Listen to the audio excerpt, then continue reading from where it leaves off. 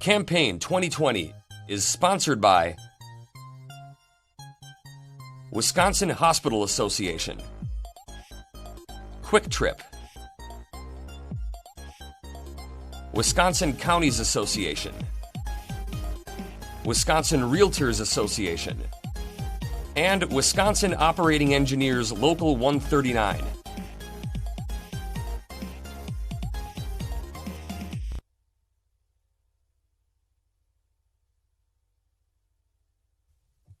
State Representative Dan Knodl of Germantown is a Republican seeking re-election in the 24th Assembly District. Dan, welcome back to WisconsinEye. Thank you, Steve. Good to be here with you today. Well, you're a member of leadership as the Assembly Caucus Chair, and you've seen the ads from Governor Evers and the Democrats saying you guys should be in session right now or having met in session to respond to the COVID crisis. I want to give you a chance to react to that criticism, please. Okay, Steve. Well, as the caucus chair, I have personally extended an open door invitation to the governor. He has joined us a couple times since he took office.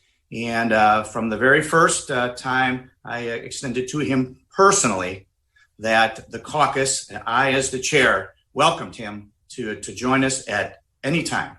And we can call a caucus if he so chooses to meet with us in a caucus setting. So the door remains open to the Republican Assembly Caucus. Okay. What about the two specifics? What's your position on both the executive order on masks and the 25% occupancy, Dan? Well, go to the occupancy first. I don't think that destroying livelihoods is a way to save lives. And it's going to put other people in jeopardy. So we create situations where we have a virus, a very serious issue that is being addressed, needs to continually be addressed. There'll be things are changing, medications and treatments are coming online. Those should all be embraced and do whatever we can do to support those things coming online. But in the meantime, we shouldn't be destroying livelihoods. And we have failed to, I don't think the media on occasion has mentioned the increases in suicide and drug abuse and domestic violence. These are all things that have increased while we've taken measures to address the virus. So we've really got to look across the board at our mental and physical health issues. What about the masks part of this debate, sir? The mask mandate, I have not been in favor of a mandate specific. I've always been in favor of more local control, localized needs that arise. The county health departments are built and tasked with addressing health crises in their counties. So they are built for that and funded for that and are able to address that. If they can go in right now to businesses, to public settings, and put controls and measures in as they deem necessary to address things in their specific county.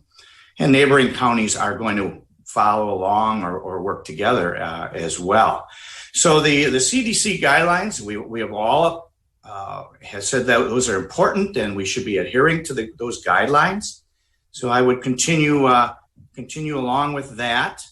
I think there's portions of the guidelines that we don't pay attention to enough, just the personal hygiene and the hand washing. And I see even people with masks that then begin to do a lot of contact with their hands on the mask. And well, I'm in the food service and hospitality business. I know about cross-contamination. So I get concerned that there is I don't want people to think that the mask is the magic wand and think that's the only measure. It's certainly a good measure and a measure that's preventable and should be used. But I hope that they aren't thinking that is going to be the determination to keep people safe. It's really the whole combination.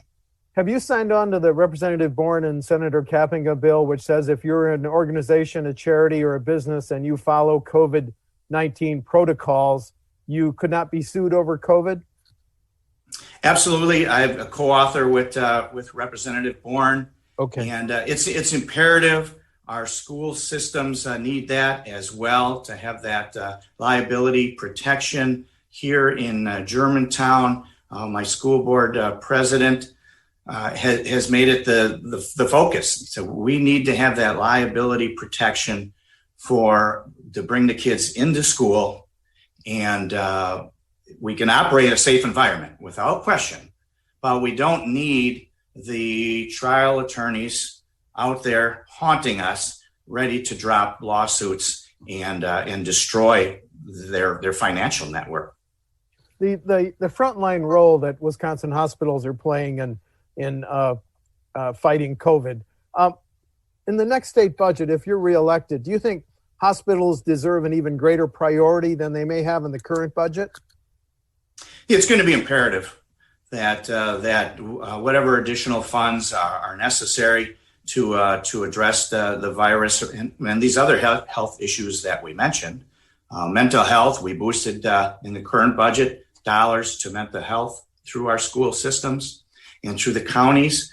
So wherever those frontline needs are, mental health, physical health, they're all going to have to be addressed. And fortunately, with the prudent budgeting that we have had in the last 10 years and even in the current budget signed by Governor Evers, we've had adequate resources coming in. We have a current $100 million deposit to the rainy day fund.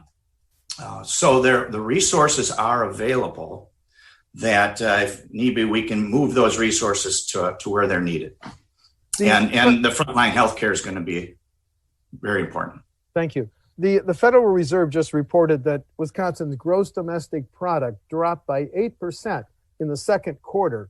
That raises questions whether we're going to collect GPR taxes that we had expected. If we don't collect $1 billion in GPR taxes, how would you fill that shortfall? Well, we have been fairly on track with collections at this point in time.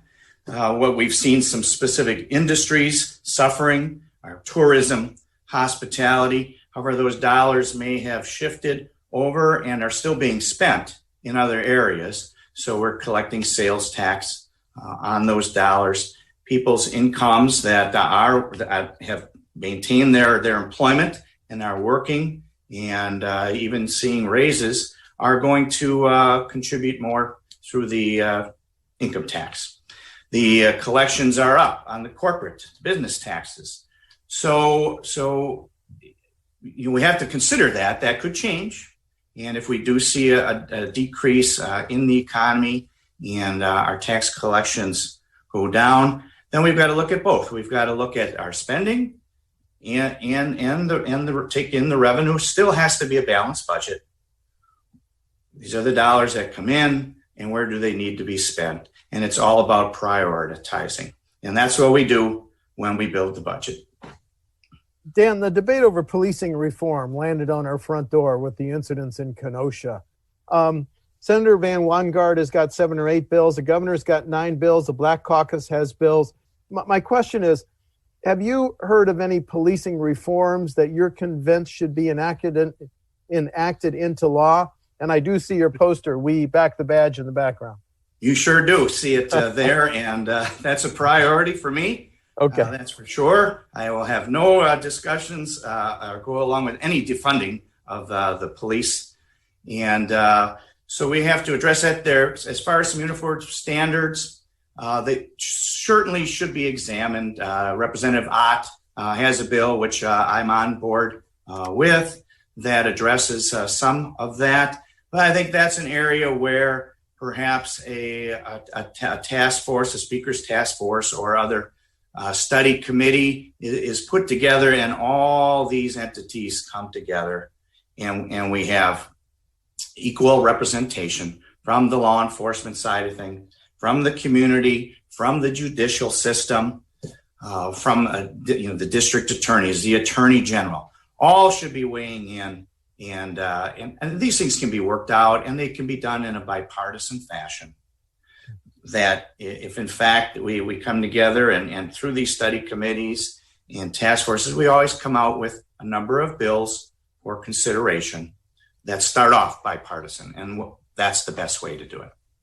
The governor's plan for a Fair Maps Commission that would draft congressional and legislative district lines, then forward them to the legislature to be enacted. What's your feeling about that proposal? Well, I took an oath to uphold the Constitution, and redistricting is a constitutional duty of the legislature. So it's a legislative process.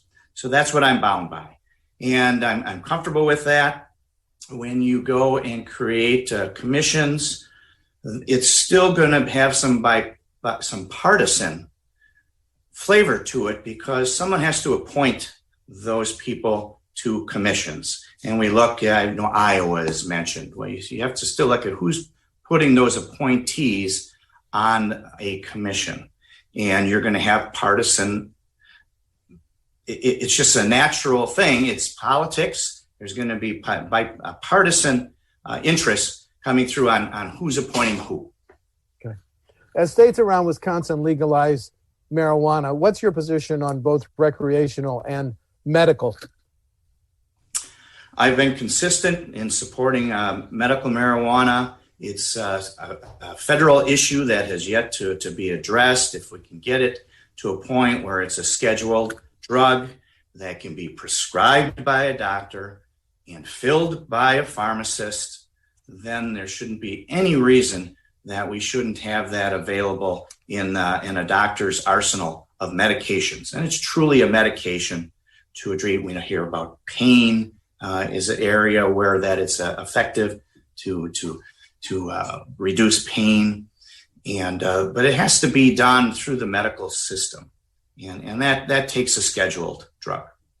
What about the recreational side? The recreational side, I oppose, and we hear about some states that have done it, and they tout the increase in taxes. Well, if it's just a way to capture more tax dollars, I don't think that's by itself enough of a reason to legalize a drug. We don't hear about the increases in auto crashes, the more pressure on law enforcement and hospitals. If they're having people admitted to the hospital with more drug dependency or through crashes, the extra burden on the justice system. So those are things that we don't hear, and we can watch Colorado, we can watch Illinois, and those are things that take time to gather that information and to see what the results are truly across the spectrum. Okay, let's talk about property taxes, which are high in Wisconsin, which is the reason that for more than 20 years, school districts, local governments have lived with caps and limits on their property tax levies. If you're voting on the next state budget, should those limits stay in place? Yes, they should. And the school districts and the local governments have learned and have done very well working with it, in that we all work within certain restraints no matter what we do. That's why we have laws and things like that, and we learn to live within them. And the state, we've addressed in the current budget extra $600 million to the schools, public schools. And other special back, we did the security dollars that went directly to the schools to harden their security in their buildings. So there are opportunities that can be separate, that the state can step forward and put forward dollars to aid the districts as necessary. They always have had the option to go to referendum and ask their people right there, are you willing to take on an extra tax burden to improve our buildings or even in an operational fashion? So that exists. And a referendum, what is the closest to the people than that, to have that opportunity to weigh in that. And we've seen a higher percentage of referendums pass than fail. So the local people who are imposing that tax upon themselves have decided that it is worthwhile and important to step up and fund their school districts or local communities. As far as the property taxes, I pay property taxes at my home and my business. We've done the right things over the last 10 years. We've eliminated the state property tax off our property tax bill. My property taxes at home and my business property are still lower today than they were 10 years ago. They are still lower today. And that is even with school referendums passing in both communities that I have the property tax bills. And our revenues have increased over that time. So you can lower taxes, you can eliminate taxes, and you can still bring in adequate revenues to fund all these services and the programs that we're obligated to do on the state level. I have been the lead on eliminating the personal property tax. That's a special property tax bill that only businesses receive, and none of them look forward to it. We have eliminated certain segments or categories in the personal property tax, that being, we think of personal property tax, we think of furnishings, furniture. In my case, I have a marina, a boat rental service. The boats that I rent out, I have to pay an extra tax on those every year. It never goes away. That I have to come up with at the end of each year. So that personal property tax really needs to go away. We've backfilled it. That all goes to the local governments. So it is a revenue stream strictly to the local governments. And when we have eliminated a category, we have stepped up and backfilled those dollars to the community. So they have been whole in that. And that's something we should continue to address and finish.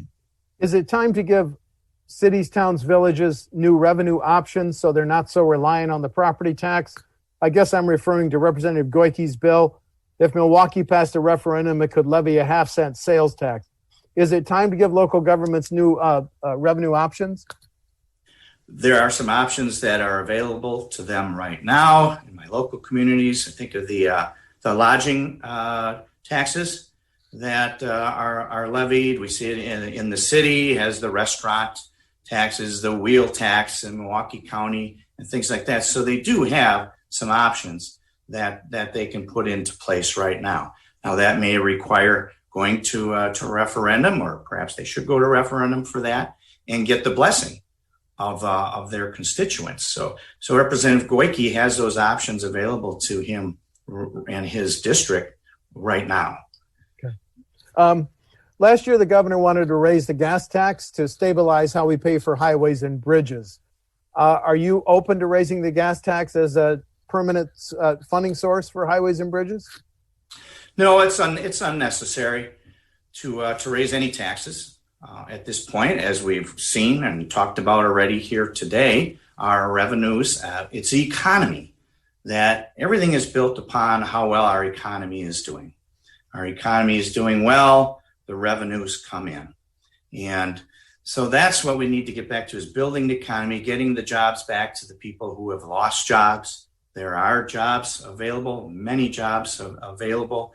We've put in the workforce training, more programs into training programs, into our tech school educational programs. The unions have great trade schools built right in them. And those jobs there are terrific paying jobs with great benefits. Then as people are employed, they're paying in income taxes. Those are dollars that we can use even to put into infrastructure. So, and we have moved dollars from GPR into roads specifically. So there are options that we have there. The only thing that I've been open to is kind of a realigning of our sales tax. What's taxed, what's not for sales tax, and it's really it's Swiss cheese right now. What is so a realigning, and maybe that you capture more items with a sales tax. You could even lower the sales tax rate, have a bigger capture, and you have the same or additional revenues could come in. So our sales tax is as far as what's taxed, what's not, is should be reworked. Okay. If a school district or a local government plans a major public works project, should they have to give a preference to Wisconsin businesses? I can see an incentive. Perhaps there's some type of incentive, and we do that. WEDC does it all the time. Is built for that, offering tax credits and things like that. But I think competition is good. Competition is very good. So if out-of-state contractors can come in and bid on things, that's a good thing. That's we have standards in place and building codes in place that these all projects all have to meet specs, and there's inspectors on site. So a truly competitive environment is the best environment. You're going to get the best product at the best price. And there are measures in place that you can accept the bid. It might not be the lowest price, but because of safety measures and specs built in that we're more confident in this business that we're going to get the quality of work that's necessary. So there can be decisions made on the quality of work. But competition, always good. Okay, last question. Differences between you and your opponent 2 weeks from today on November 3. I would start with, I'm a smaller government person, and I don't believe the government always should overrule the individual's personal responsibility. I think my opponent certainly thinks that the government is the answer in a lot of areas, and the government should dictate to people what is good for them. In our current situation with the virus, we know the government is dictating where you can go, who you can be with, the numbers of people, and things like that. And if people are going to be or dependent or count on government to eliminate all the risks of daily living, they're going to be sadly disappointed, because government does not have a magic wand. We wish we did, and our constituents would like us to, but I think that's the big difference. So personal responsibility versus government dictate, I think, is a big difference. And I'm a fourth generation member of the district. My family is here. I've been here, raised in Menominee Falls, school district graduate, Menominee Falls, currently in Germantown. My businesses have been here in the district. So I'm very well connected and part of the community, and have been. Certainly we'll have differences in those tax items that we've already talked about. My opponent has been very upfront about okay with raising taxes here, there, and most everywhere. Very different on our law enforcement philosophies. You see the back-to-back sign behind me. My opponent has participated in protests that are right out there calling for defunding of the police. I think that's dangerous. It's dangerous to our communities, and there's no question that the vast majority of constituents in the 24th Assembly District want a funded and a presence from law enforcement. Okay, thank you. State Representative Dan Knodl of Germantown is a Republican seeking re-election in the 24th Assembly District. The election is November 3. Dan, thank you for talking to WisconsinEye. Thank you, Steve. Go Badgers. Thank you. Campaign 2020 is sponsored by Wisconsin Hospital Association, Quick Trip, Wisconsin Counties Association, Wisconsin Realtors Association, and Wisconsin Operating Engineers Local 139.